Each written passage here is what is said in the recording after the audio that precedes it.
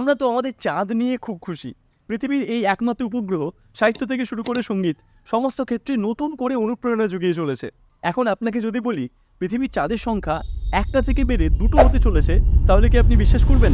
Well, আপনি অবিশ্বাস করলেও ব্যাপারটা কিন্তু সত্যি। অতি সম্প্রতি এমনই অবাক করা এক তথ্য শেয়ার করেছেন research notes of the American astronomical সোসাইটির একদল বিজ্ঞানী। তবে আদতে এটা চাঁদ নয়, একটি গ্রহাণু। মহাকাশে ধীর গতিতে ঘুরে চলেছে এই গ্রহাণুটি। পৃথিবীর কাছাকাছি চলে আসার জন্য পৃথিবীর মাধ্যাকর্ষণ বলের প্রভাবে তা আমাদের কক্ষপথে ঢুকে পড়বে।